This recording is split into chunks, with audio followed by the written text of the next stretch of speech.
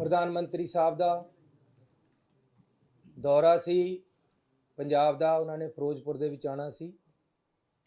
कुछ उद्घाटन ते नाल उन्होंने एक पोलीटिकल रैली भी करनी सी। सो रास्ते दे विच बाधा होने करके वो वापस मुड़ना पिया। उस गल का सानू खेद है। आफ्टर ऑल वो देश के प्रधानमंत्री है। सरकारां मिल के चलदियां हमेशा। असी अपने प्रधानमंत्री का पूरा सत्कार करते। डेमोक्रेटिक सिस्टम है, फेडरल सिस्टम है,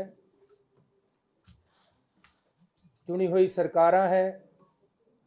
साडी जिम्मेवारी है कि असी अपने प्रधानमंत्री का सत्कार करिए ते सानू पूरा सत्कार है।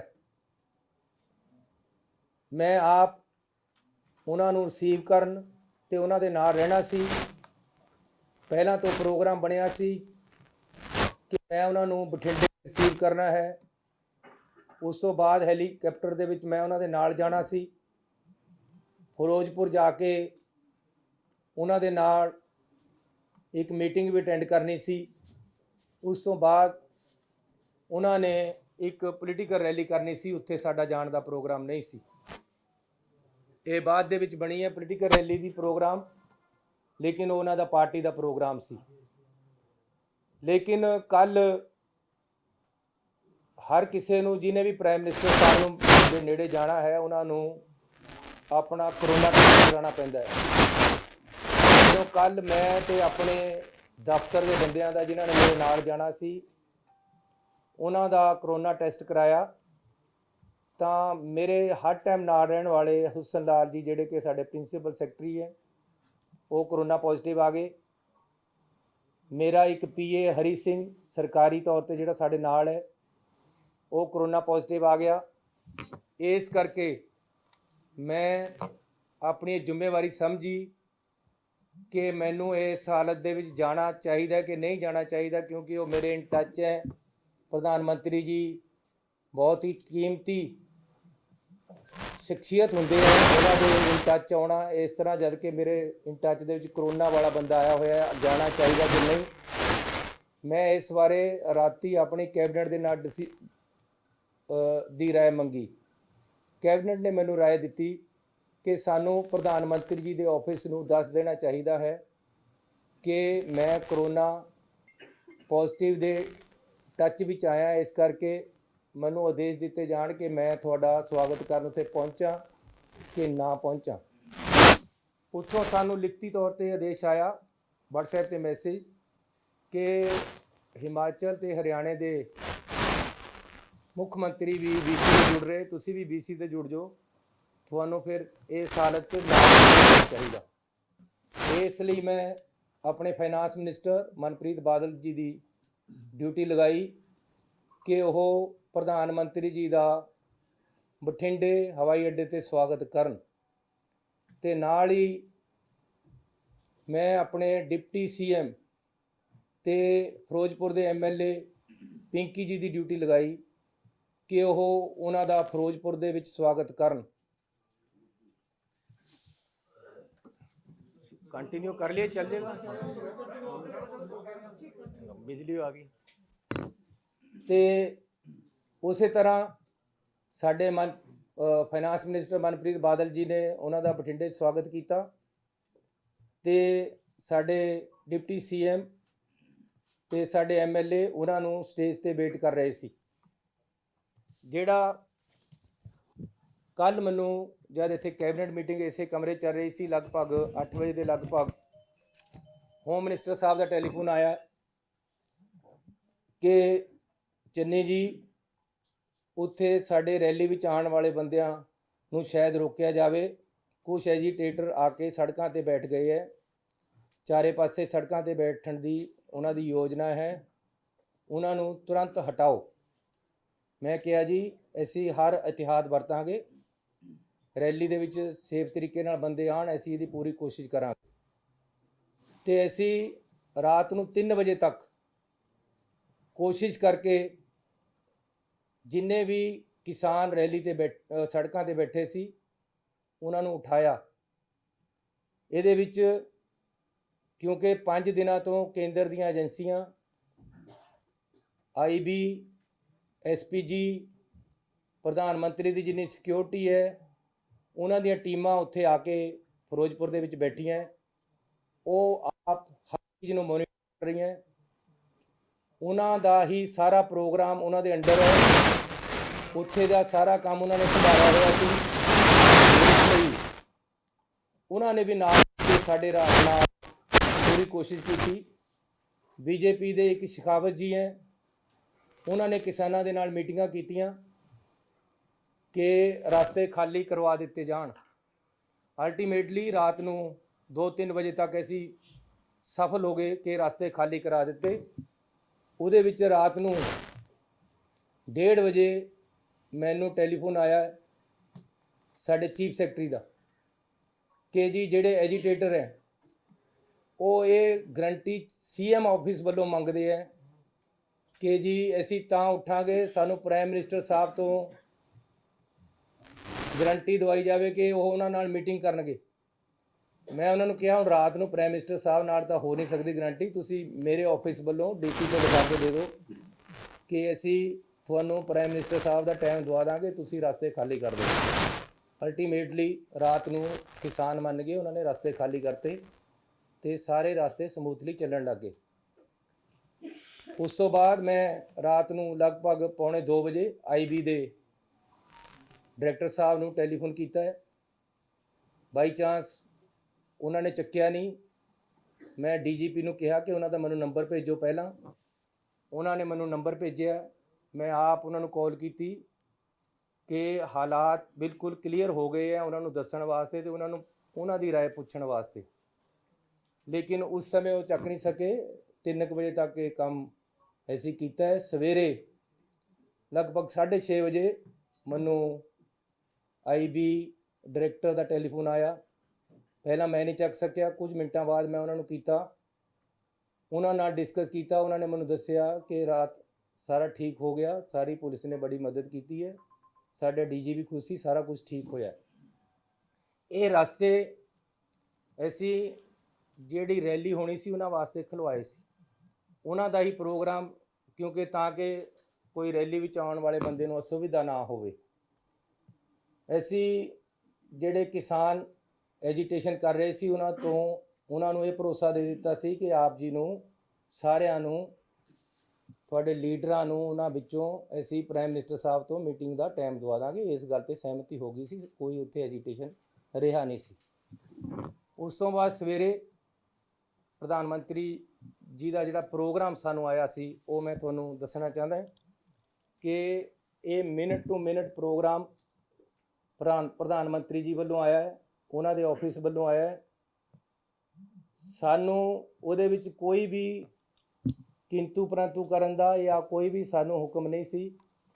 ਸੀਟਿੰਗ ਅਰੇਂਜਮੈਂਟ ਵੀ ਪ੍ਰਧਾਨ ਮੰਤਰੀ ਜੀ ਦੇ ਦਫ਼ਤਰ 'ਚੋਂ ਆਇਆ ਕਿ ਪ੍ਰਧਾਨ ਮੰਤਰੀ ਜੀ ਕਿੱਥੇ ਬੈਠਣਗੇ, ਉਹਨਾਂ ਦੇ ਨਾਲ ਕੌਣ ਬੈਠੇਗਾ, ਦੂਸਰੇ ਪਾਸੇ ਕੌਣ ਬੈਠੇਗਾ, ਤੀਸਰੇ ਪਾਸੇ ਕੌਣ ਬੈਠੇਗਾ, ਹੈਲੀਕਾਪਟਰ ਦੇ ਵਿੱਚ 4 ਸੀਟਾਂ ਹੋਣਗੀਆਂ, ਉਹਦੇ 'ਚ ਕੌਣ ਬੈਠੇਗਾ, ਪ੍ਰਧਾਨ ਮੰਤਰੀ ਜੀ ਜਿੱਥੇ ਜਾਣਗੇ ਕਿਸ ਤਰੀਕੇ ਦੇ ਨਾਲ ਜਾਣਗੇ, ਜਹਾਜ਼ ਵਿੱਚ ਕਿੱਥੇ ਜਾਣਗੇ ਤੇ ਗੱਡੀ 'ਚ ਕਿੱਥੇ ਜਾਣਗੇ। ਟੋਟਲ ਪ੍ਰੋਗਰਾਮ ਜਿਹੜਾ ਬਠਿੰਡੇ ਤੋਂ ਫਿਰੋਜ਼ਪੁਰ ਜਾਣ ਦਾ ਬਾਈ 에ਅਰ ਸੀ।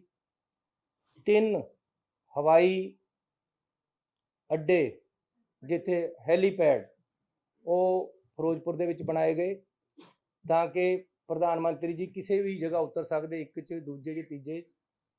ਇਹ ਵੀ ਅਸੀਂ ਕਿਹਾ ਕਿ ਜੀ ਮੀਂਹ ਦੇ ਵਿੱਚ ਹੋ ਸਕਦਾ ਕੱਲ੍ਹ ਨੂੰ ਮੀਂਹ ਹੋਵੇ। ਜੋ ਮੈਨੂੰ ਮੇਰੇ DGP ਨੇ ਦੱਸਿਆ ਹੈ, ਉਹਨਾਂ ਨੇ ਇਹ ਵੀ ਦੱਸਿਆ ਕਿ ਅਸੀਂ ਉਹਨਾਂ ਨੂੰ ਕਿਹਾ ਸੀ ਕਿ ਬਰਸਾਤ ਵੀ ਹੈ, ਐਜੀਟੇਸ਼ਨ ਵੀ ਹੈ, ਜੇ ਕੈਂਸਲ ਹੋ ਸਕਦਾ ਪ੍ਰੋਗਰਾਮ ਕੈਂਸਲ ਕਰ ਦਿੱਤਾ ਜਾਵੇ, ਲੇਕਿਨ ਉਹਨਾਂ ਨੇ ਕੰਟੀਨਿਊ ਕੀਤਾ ਹੈ। ਉਸ ਤੋਂ ਬਾਅਦ 3 ਹੈਲੀਪੈਡ ਬਣਾਏ ਗਏ। ਹੈਲੀਕਾਪਟਰ ਮੀਂਹ 'ਚ ਉੜੇਗਾ, ਇਸ ਗੱਲ ਦੀ ਛੋਟੀ ਸੀ ਉੱਪਰ ਉੱਥੋਂ, ਇਸ ਲਈ 3 ਹੈਲੀਪੈਡ ਬਣਾਏ ਗਏ। ਕਿਹੜੇ ਵਿੱਚ ਉਤਰਨਾ ਇਹ ਡਿਸਾਈਡ ਹੋ ਗਿਆ ਸੀ, ਲੇਕਿਨ ਚਕਮਾ ਦੇਣ ਵਾਸਤੇ ਇਹ ਸਿਕਿਉਰਿਟੀ ਦੇ ਆਪਣੇ ਤਰੀਕੇ ਹੈ ਕਿ 3 ਹੈਲੀਪੈਡ ਬਣਦੇ ਹੈ। ਉਹਦੇ ਵਿੱਚ ਮੈਂ ਤੁਹਾਨੂੰ ਪ੍ਰੋਗਰਾਮ ਦੱਸ ਦੇਣਾ ਜੋ ਸਾਨੂੰ ਆਇਆ ਸੀ। जनवरी 5 9:30 ਤੇ ਡਿਪਾਰਚਰ ਦਿੱਲੀ 에ਅਰਪੋਰਟ ਤੋਂ 10:25 ਤੇ 에ਅਰ ਅਰਾਈਵਲ ਬਠਿੰਡਾ 에ਅਰਪੋਰਟ 10:30 ਤੇ ਡਿਪਾਰਚਰ ਬਠਿੰਡਾ 에ਅਰਪੋਰਟ 5 ਮਿੰਟ ਬਾਅਦ ਬਾਏ MI-17 ਹੈਲੀਕਾਪਟਰ 11:05 ਤੇ ਅਰਾਈਵਲ ਕਿਲਾ ਚੌਕ ਹੈਲੀਪੈਡ ਫਿਰੋਜ਼ਪੁਰ। ਇਹ ਪ੍ਰੋਗਰਾਮ ਸਾਨੂੰ ਲਿਖਤੀ ਤੌਰ ਤੇ ਉੱਥੋਂ ਆਇਆ ਹੋਇਆ ਹੈ। ਕੋਈ ਵੀ ਸੋਚ ਨਹੀਂ ਸੀ ਕਿ ਬਾਈ ਰੋਡ ਵੀ ਪ੍ਰਾਈਮ ਮਿਨਿਸਟਰ ਸਾਹਿਬ ਨੂੰ ਲੈ ਕੇ ਜਾਣਾ ਹੈ, ਨਾ ਹੀ ਕੋਈ ਪ੍ਰੋਗਰਾਮ ਸੀ। ਸਾਨੂੰ ਇਹ ਐਗਜ਼ੈਕਟ ਦੱਸਿਆ ਗਿਆ ਸੀ ਕਿ ਹੈਲੀਕਾਪਟਰ ਤੇ ਉਹਨਾਂ ਨੇ ਜਾਣਾ ਹੈ। ਇਹ ਮੌਕੇ ਦੇ ਮੌਕੇ ਉਹਨਾਂ ਦੀ ਏਜੰਸੀਆਂ ਵੱਲੋਂ ਅਫਸਰਾਂ ਵੱਲੋਂ ਮਿਲ ਕੇ ਮੌਕੇ ਦੇ ਮੌਕੇ ਸੜਕ ਦੇ ਰਾਹੀਂ ਲਿਜਾਇਆ ਗਿਆ ਹੈ। ਰਸਤੇ ਦੇ ਵਿੱਚ ਅਚਾਨਕ ਕੁਝ ਐਜੀਟੇਟਰ ਅਜੇ ਉਹ ਪਤਾ ਲੱਗਣਾ ਕਿ ਕੌਣ ਬੰਦੇ ਸੀ ਆ ਕੇ ਬੈਠੇ ਹੈ ਉਹਨਾਂ ਨੇ, ਲੇਕਿਨ ਉਹਨਾਂ ਤੱਕ ਤੋਂ ਕਾਫੀ ਪਿੱਛੇ ਪ੍ਰਾਈਮ ਮਿਨਿਸਟਰ ਸਾਹਿਬ ਦੀਆਂ ਗੱਡੀਆਂ ਨੂੰ ਰੋਕ ਕੇ ਸਾਡੇ ਅਫਸਰਾਂ ਨੇ ਰਿਕੁਐਸਟ ਕੀਤੀ ਹੈ ਕਿ ਅੱਗੇ ਐਜੀਟੇਸ਼ਨ ਵਾਲੇ ਬੰਦੇ ਕੁਛ ਆ ਕੇ ਟਰਾਲੀਆਂ ਖੜੀਆਂ ਕਰ ਲਈਆਂ ਉਹਨਾਂ ਨੇ। ਆਪਾਂ ਨੂੰ ਬਿਹਤਰ ਹੈ ਕਿ ਵਾਪਸ ਜਾ ਕੇ ਕੋਈ ਹੋਰ ਆਲਟਰਨੇਟਿਵ ਰਸਤਾ ਜਾਂ ਹੈਲੀਪੈਡ ਤੇ ਚੱਲੀਏ, ਆਪਾਂ ਵਾਪਸ ਜਾਣਾ ਚਾਹੀਦਾ ਹੈ। ਕਿਸੇ ਤਰ੍ਹਾਂ ਵੀ ਕੋਈ ਅਟੈਕ ਵਾਲੀ ਜਾਂ ਪ੍ਰਧਾਨ ਮੰਤਰੀ ਜੀ ਨੂੰ ਖਤਰੇ ਵਾਲੀ ਗੱਲ, ਸਿਕਿਉਰਿਟੀ ਲੈਪਸ ਵਾਲੀ ਗੱਲ ਨਹੀਂ ਹੋਈ ਹੈ। ਇਹ ਐਜੀਟੇਸ਼ਨ ਪੰਜਾਬ ਦੇ ਵਿੱਚ ਚੋਣਾਂ ਆ ਰਹੀਆਂ, ਰੋਜ਼ ਮੇਰੇ ਨਾਲ ਵੀ ਹੁੰਦੇ ਹੈ। ਹਰ ਸਟੇਟ ਦੇ ਵਿੱਚ ਜਦੋਂ ਚੋਣਾਂ ਆਉਂਦੀਆਂ ਡੈਮੋਕ੍ਰੈਟਿਕ ਸਿਸਟਮ ਹੈ, ਕੋਈ ਨਾ ਕੋਈ ਸੜਕ ਤੇ ਆ ਕੇ ਬੈਠ ਜਾਂਦਾ, ਇਹਦੇ ਵਿੱਚ ਹੋ ਜਾਂਦਾ ਹੈ। ਰਾਤ ਵੀ ਮੇਰੇ ਪੁਲਿਸ ਵਾਲਿਆਂ ਨੇ ਮੈਨੂੰ ਕਈ ਵਾਰ ਟੈਲੀਫੋਨ ਕੀਤੇ ਕਿ ਜੀ ਅਸੀਂ ਲਾਠੀ ਚਾਰਜ ਕਰਕੇ ਇਹਨਾਂ ਨੂੰ ਪਾਸੇ ਕਰ ਦਈਏ, ਅਰੈਸਟ ਕਰ ਲਈਏ। ਮੈਂ ਕਿਹਾ ਨਹੀਂ, ਨੈਗੋਸ਼ੀਏਟ ਕਰਕੇ ਮਨਾਓ, ਇਹ ਇਹਨਾਂ ਨੂੰ ਮਨਾਓ ਕਿਸੇ ਤਰ੍ਹਾਂ ਵੀ। ਅਲਟੀਮੇਟਲੀ ਅਸੀਂ ਰਾਤ ਵੀ ਕਾਮਯਾਬ ਹੋਏ ਆ ਉਹਨਾਂ ਨੂੰ ਪਾਸੇ ਕਰਨ ਦੇ ਵਿੱਚ ਔਰ ਮਨਾਉਣ ਦੇ ਵਿੱਚ। ਇਹਦੇ ਵਿੱਚ ਖਤਰੇ ਵਾਲੀ ਕੋਈ ਗੱਲ ਨਹੀਂ ਹੋਈ। ਪ੍ਰਧਾਨ ਮੰਤਰੀ ਜੀ ਤੇ ਕੋਈ ਹਮਲਾ ਨਹੀਂ ਹੋਇਆ, ਨਾ ਹੀ ਇੱਦਾਂ ਦੀ ਕੋਈ ਸੋਚ ਹੋਈ ਹੈ। ਪਹਿਲਾਂ ਵੀ ਕਿਸਾਨ ਐਜੀਟੇਸ਼ਨ ਦਿੱਲੀ ਦੇ ਵਿੱਚ 1 ਸਾਲ ਚੱਲਿਆ, ਉੱਥੇ ਵੀ ਕਿਸਾਨ ਬੈਠੇ ਰਹੇ ਹੈ। ਉਹਨਾਂ ਦੀਆਂ ਵੀ ਕੁਝ ਮੰਗਾਂ ਸੀ ਜਿਹੜੀਆਂ ਸਾਲ ਬਾਅਦ ਮੰਨ ਹੋਈਆਂ ਤੇ ਉਹਨਾਂ ਨੇ ਪੀਸਫੁਲੀ ਉੱਥੋਂ ਧਰਨਾ ਚੱਕ ਲਿਆ। ਅੱਜ ਵੀ ਜੇ ਕੋਈ ਪੀਸਫੁਲ ਪ੍ਰੋਟੈਸਟ ਰਸਤੇ ਦੇ ਵਿੱਚ ਕਰਨ ਆ ਗਿਆ ਤਾਂ ਇਸ ਨੂੰ ਪ੍ਰਧਾਨ ਮੰਤਰੀ ਦੀ ਸਿਕਿਉਰਿਟੀ ਦੇ ਨਾਲ ਜਾਂ ਉਹਨਾਂ ਨੂੰ ਕੋਈ ਖਤਰੇ ਦੇ ਨਾਲ ਨਹੀਂ ਜੋੜਿਆ ਜਾਣਾ ਚਾਹੀਦਾ। ये बिल्कुल गलत है कि प्रधानमंत्री जी जब पंजाब में आए तो उनकी सिक्योरिटी लैप्सेस दिखाकर उनको खतरे के साथ कोई जोड़ा जा रहा है। ये राजनीति इसमें नहीं होनी चाहिए। We have every respect for our prime minister. कोई भी ऐसी बात नहीं हुई कि उनकी शान में या उनकी सिक्योरिटी को कोई खतरा हुआ हो। पंजाब सरकार, पंजाब पुलिस इसमें सक्षम है। ये इस कारण हुआ कि हेलीपैड से हेलीकॉप्टर पे जाना था, अचानक प्रोग्राम सड़क पे जाने का बनाया गया, जो कि प्रोग्राम में नहीं था, पहले से नहीं था।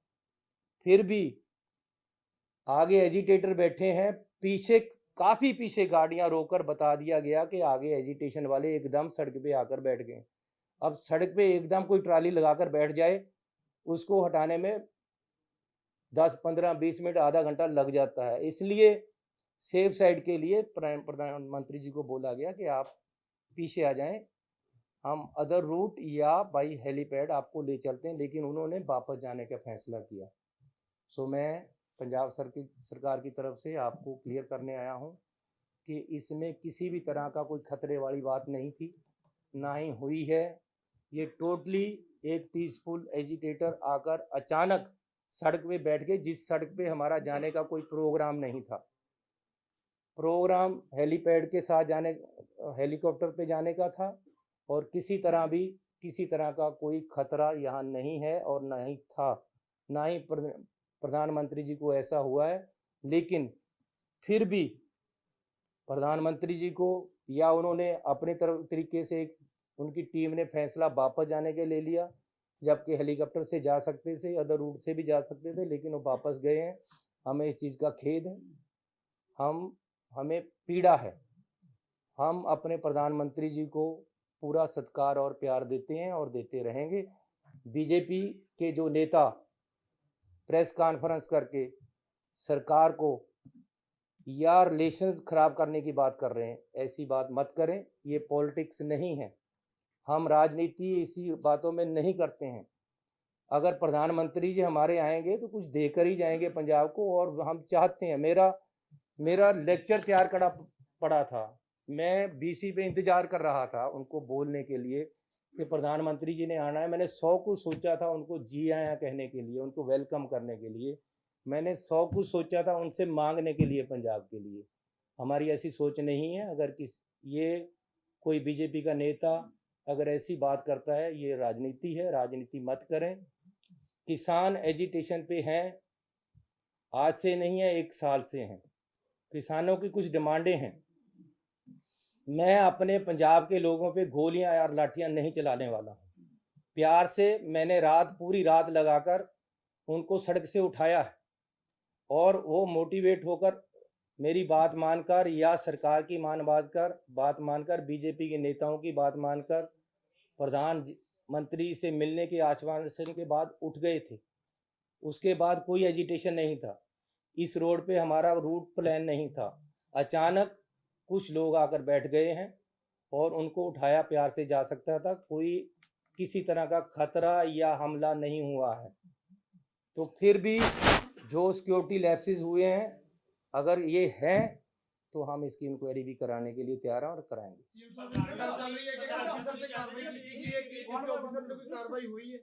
कोई ऐसी कार्रवाई नहीं हुई है, क्योंकि अजे तक कोई ऐसा गल नहीं है। किसी तरह का प्रधानमंत्री जी दे कोई खतरा नहीं सी।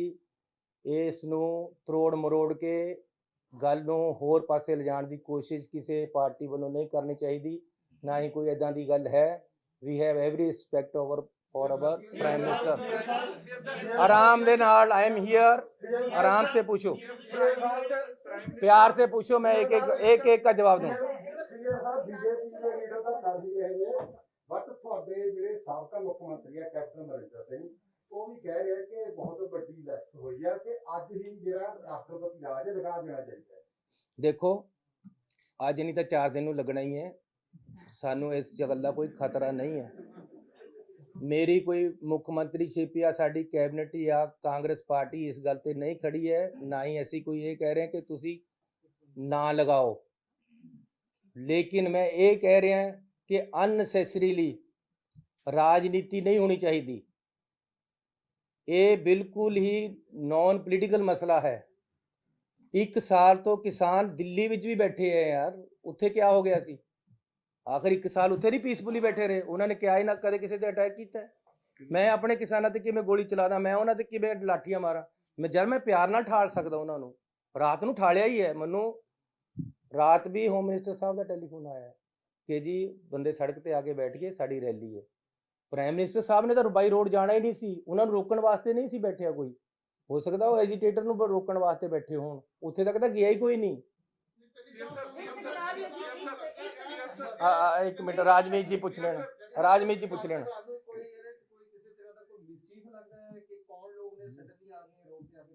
यार कोई ऐसी गल नहीं है।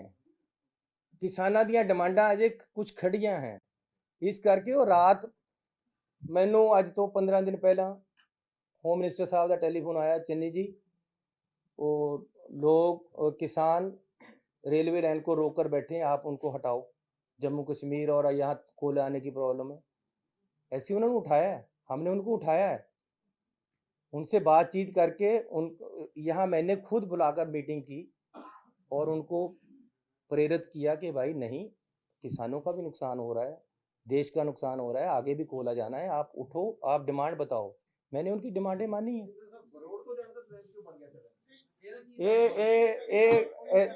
ऐसी नहीं ये फैसला लिया, ये फैसला प्राइम मिनिस्टर ऑफिस का सी रोड तो जाण दा।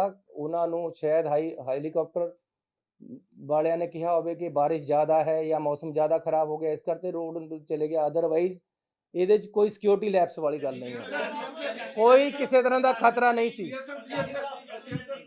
ਬਠਿੰਡਾ 에ਅਰਪੋਰਟ ਤੇ ਕਿਹੜੇ ਪੰਜਾਬ ਦੇ ਆਫੀਸਰ ਸਨ ਜਿਨ੍ਹਾਂ ਨੂੰ ਪ੍ਰਾਈਮ ਮਿਨਿਸਟਰ ਨਰਿੰਦਰ ਮੋਦੀ ਸਾਹਿਬ ਕਹਿ ਗਏ ਕਿ ਸੀਐਮ ਸਾਹਿਬ ਨੂੰ ਥੈਂਕਸ ਕਰ ਦੇਣਾ ਕਿ ਮੈਂ ਆਪਣੀ ਜਾਨ ਬਚਾ ਕੇ ਗਿਆ। ਇਹ ਕੀ ਸਾਜ਼ਿਸ਼ ਹੋ ਸਕਦੀ ਕਿ ਪੰਜਾਬ ਨੂੰ ਦੇਖੋ ਬਦਨਾਮ ਕਰਕੇ ਸਾਡੇ ਪ੍ਰਧਾਨ ਮੰਤਰੀ ਦੀ ਜਾਨ ਨੂੰ ਇੱਕ ਸੁਣ ਪੀਐਮ ਆਫਿਸ ਨੂੰ ਜਾਂ ਪ੍ਰਾਈਮ ਮਿਨਿਸਟਰ ਸਾਹਿਬ ਨੂੰ ਰਿਕੁਐਸਟ ਕਰੋ ਕਿ ਕਲੈਰੀਫਾਈਡ ਕਰਨ ਕਿ 3 ਕਰੋੜ ਲੋਕਾਂ ਨੂੰ ਤੁਸੀਂ ਇੱਕ ਝਟਕੇ ਦੇ ਨਾਲ ਬਦਨਾਮ ਕਰਕੇ ਕਿ ਮੇਰੀ ਜਾਨ ਨੂੰ ਖਤਰਾ ਹੈਗਾ। ਸਾਡੇ ਆਫੀਸਰ ਕੌਣ ਸੀ ਉੱਥੇ ਮੌਕੇ ਤੇ ਜਿਨ੍ਹਾਂ ਨੂੰ ਕਹਿ ਕੇ ਗਏ ਨੇ?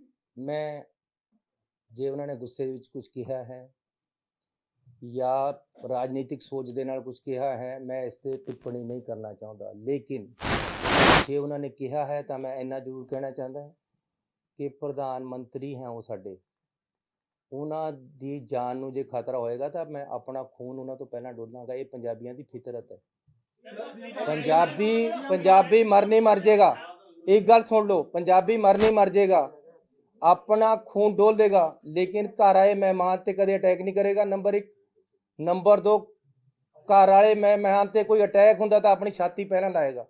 इस करके एक मिनट सुन लो जी, चन्नी या साडी कैबिनेट आप मूहरे होकर खून दे देगी, लेकिन अपने देश के प्रधानमंत्री ते कदे वो नहीं आण देगी। लेकिन नाल ਕਿਸੇ ਤਰ੍ਹਾਂ ਦਾ ਇੱਥੇ ਕੋਈ ਖਤਰਾ ਨਹੀਂ ਸੀ, ਕੋਈ ਨੁਕਸਾਨ ਨਹੀਂ ਹੋਇਆ, ਨਾ ਹੋਣ ਦੀ ਕੋਈ ਸੰਭਾਵਨਾ ਸੀ।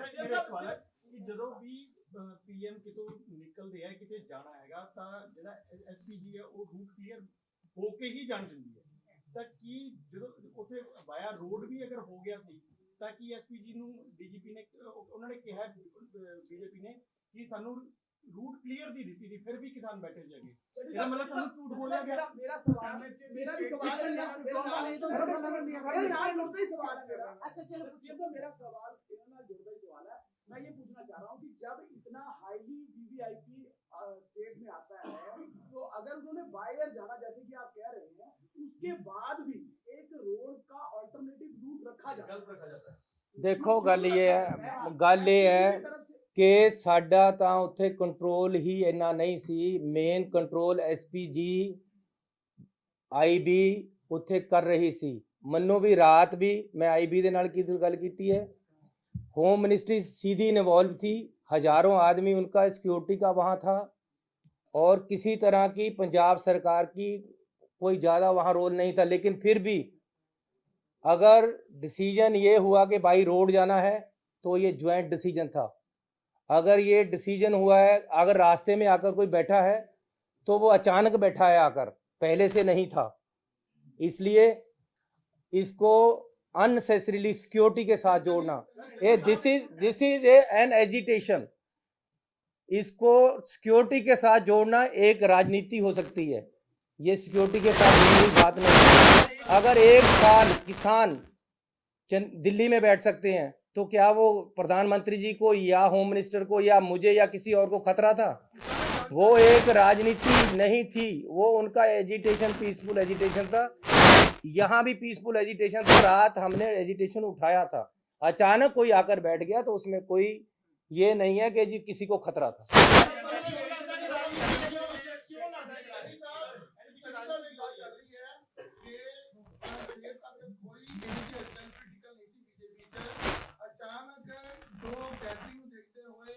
गैदरिंग नहीं हुई और अचानक एक ਜਿਹੜੀ ਚੀਜ਼ਾਂ ਨੂੰ ਦੇਖਣ ਤੋਂ ਬਾਅਦ ਬੀਜੇਪੀ ਨੂੰ ਕੀਤਾ ਗਿਆ ਐਸੇ ਆਰੋਪ ਤੇ ਲਗਾਏ ਜਾ ਰਹੇ ਨੇ।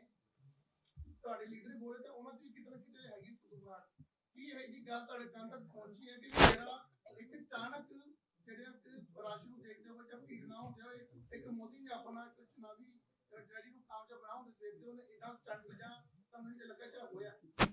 देखो रात यहाँ कैबिनेट मीटिंग थी, लगभग 9:30 बजे मैं यहाँ से निकला।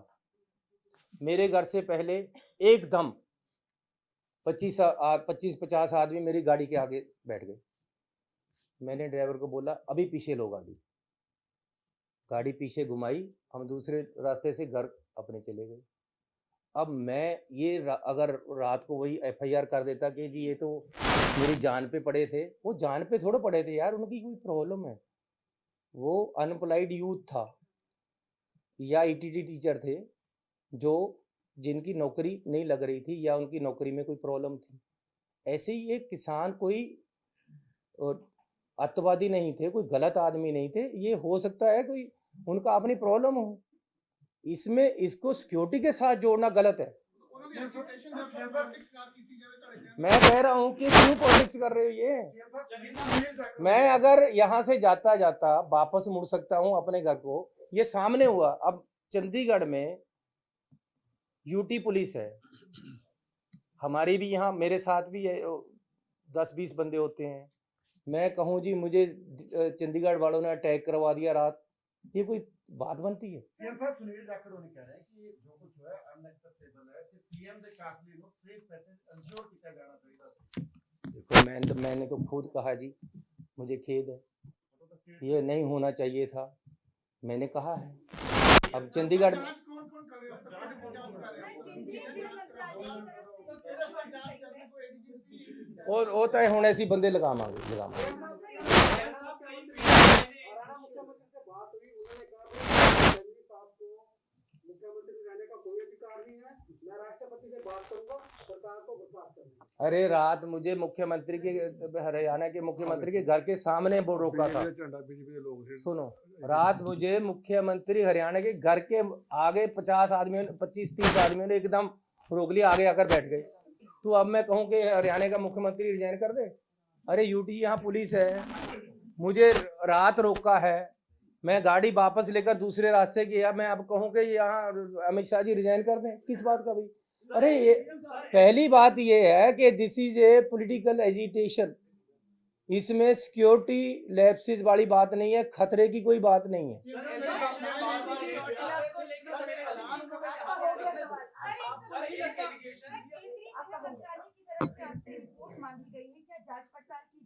हाँ, क्यों नहीं की जाएगी जी? कि अगर कोई बात हुई है तो जांच पड़ताल करेंगे। सीएम साहब जिस तरह के साथियों ने पूछा आखिर पूरे घटनाक्रम ਦੇ ਪਿੱਛੇ ਤੁਹਾਨੂੰ ਕੀ ਲੱਗਦਾ ਕਿਉਂ ਇਹ ਪੂਰਾ ਸੀਨ ਹੈ ਜਿਹੜਾ अरे इसमें ये लस्सी ਨੂੰ ਜਿੰਨਾ ਮਰਜ਼ੀ ਰਿੜਕੀ ਜਾਓ, ਇਹਦੇ 'ਚ ਕੁਝ ਨਹੀਂ ਹੈ। ਗੱਲ ਸਿਰਫ ਇੰਨੀ ਹੈ ਕਿ ਪ੍ਰਧਾਨ ਮੰਤਰੀ ਜੀ ਆ ਰਹੇ, ਉਹਨਾਂ ਨੇ ਉੱਥੇ ਰੈਲੀ ਕਰਨੀ ਸੀ, ਕਿਸਾਨਾਂ ਨੇ ਰੈਲੀ ਨੂੰ ਰੋਕਣ ਵਾਸਤੇ ਆਲੇ ਦਾਲੇ ਬੰਦੇ ਲਗਾਤੇ। 1 मिनट यार, इतनी मैं जाऊंगा, हमने उन बंदे को उठा दिया सबको रात को, उनको मना लिया यार ना करो ऐसे। अब 70,000 कुर्सी लगी हुई, 700 बंदा वहां पहुंचा, मैं क्या करूं यार?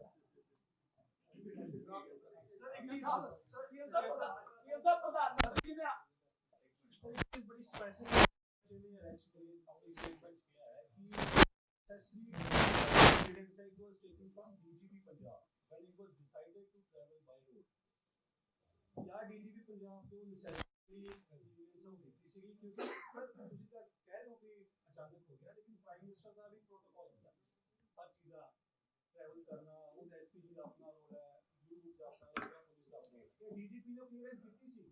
सुनो, ਸਾਡੇ फिर मैं ਦੱਸਦਾ ਕਿ ਪੁਲਿਸ ਦਾ ਰੋਲ ਬਹੁਤ ਹੀ ਲਿਮਟਿਡ ਕਰ ਦਿੱਤਾ ਗਿਆ ਸੀ। ਉੱਥੇ ਹਰ ਚੀਜ਼ ਐਸਪੀਜੀ, ਆਈਬੀ, ਕੇਂਦਰੀ ਏਜੰਸੀਆਂ ਡਿਸਾਈਡ ਕਰ ਰਹੀਆਂ ਸੀ ਉੱਥੇ। ਤੇ ਨਾਲ ਇੱਥੇ ਤੱਕ ਕਿ ਸੀਟਿੰਗ ਅਰੇਂਜਮੈਂਟ ਵੀ, ਮੇਰੇ ਪਾਸ ਚਿੱਠੀਆਂ ਮੈਂ ਤੁਹਾਨੂੰ ਜਾਰੀ ਕਰਾਂਗਾ, ਦੇ ਦਿੰਦਾ ਹੁਣੇ।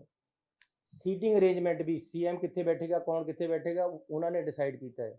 ਰੈਲੀ ਦਾ ਵੈਨਿਊ ਉਹਨਾਂ ਨੇ ਡਿਸਾਈਡ ਕੀਤਾ, ਜਿੱਥੇ ਸਾਨੂੰ ਜਾਣ ਦੀ ਆਗਿਆ ਨਹੀਂ ਸੀ, ਦੂਸਰੇ ਪਾਸੇ ਵੀ ਉਹਨਾਂ ਨੇ ਡਿਸਾਈਡ ਕੀਤਾ ਹੈ। ਹੈਲੀਕਾਪਟਰ 'ਚ ਕੌਣ ਬੈਠੇਗਾ, ਕੌਣ ਨਹੀਂ ਬੈਠੇਗਾ, ਇਹ ਵੀ ਉਹਨਾਂ ਨੇ ਡਿਸਾਈਡ ਕੀਤਾ ਹੈ।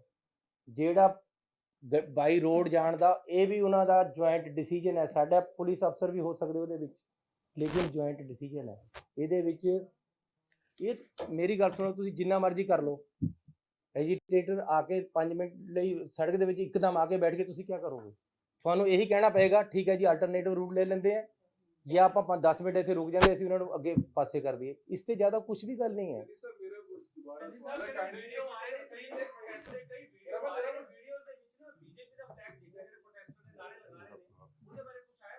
ਮੈਂ ਅੱਜ ਇਸ ਗੱਲ ਤੇ ਪੋਲਿਟਿਕਸ ਨਹੀਂ ਕਰਨਾ ਚਾਹੁੰਦਾ।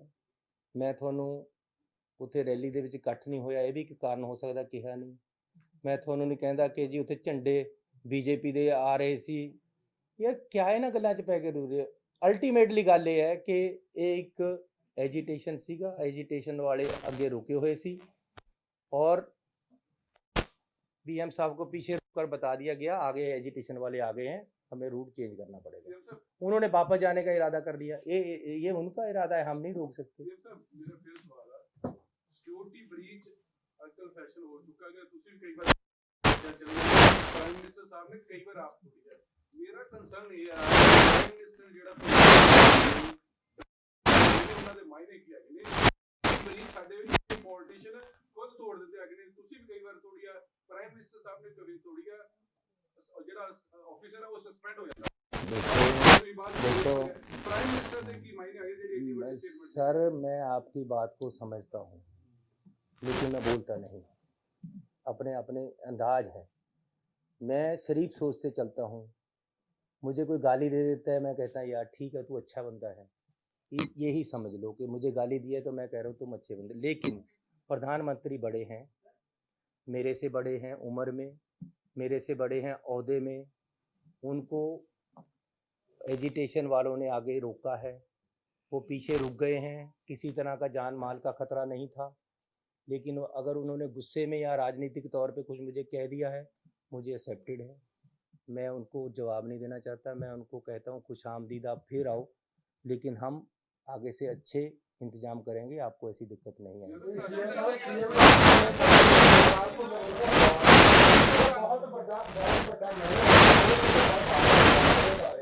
ਤੁਸੀਂ ਕਿਹਾ ਕਿ ਇੱਕ ਸਾਲ ਕਿਸਾਨ ਉੱਥੇ ਬੈਠੇ, ਪ੍ਰਧਾਨ ਮੰਤਰੀ ਨੇ ਸਮੁੱਚੇ ਪੰਜਾਬੀਆਂ ਦੀ ਜਿਹੜੀ ਐਡੀ ਵੱਡੀ ਗੱਲ ਕਹਿ ਕੇ ਗਏ ਆ ਵੀ ਸ਼ੁਕਰ ਆ ਮੈਂ ਉੱਥੇ ਜਿੰਦਾ ਆ ਗਿਆ, ਇਹ ਬਹੁਤ ਵੱਡੀ ਗੱਲ ਆ। अरे मैं कह रहा हूँ भाई साहब, कह रहा हूँ मैं, ਪੰਜਾਬੀਆਂ ਨੂੰ ਪਹਿਲਾਂ ਅੱਤਵਾਦੀ ਦੱਸਿਆ ਗਿਆ, ਖਾਲਿਸਤਾਨੀ ਦੱਸਿਆ ਗਿਆ, मतलब ਕੀ ਨਹੀਂ ਇੱਥੇ ਦੱਸਿਆ ਜਦੋਂ ਕਿਸਾਨ ਨੂੰ ਦੌਰਾ देखिए मेरी बात सुनो। ਅੱਜ ਫਿਰ ਪ੍ਰਧਾਨ ਮੰਤਰੀ ਨੇ ਇੱਕ 3 ਕਰੋੜ ਪੰਜਾਬੀਆਂ ਦੀ ਬੇਇੱਜ਼ਤੀ ਕਰਕੇ ਗਏ ਨੇ, ਇਸ ਕਰਕੇ ਬਾਰ-ਬਾਰ ਕਰਤਾਰਪੁਰ ਲੋਕ ਆਪਣੀ ਗੱਲ ਕਹਿ ਰਹੇ ਨੇ ਕਿ ਤੁਸੀਂ ਇਹਦੇ ਮੈਨੇ ਕੀ ਹੈ ਉਹਦੇ ਬਾਰੇ तो मेरी बात सुनो, मैं इसके मैंने नहीं निकालना चाहता, मुझे पता है मैंने क्या है, लेकिन निकालना नहीं चाहता। मैं एक जिम्मेवार पोस्ट पे हूँ। मैं होम मिनिस्टर साहब से मिलने गया था, एक ही बार मिलने गया हूँ।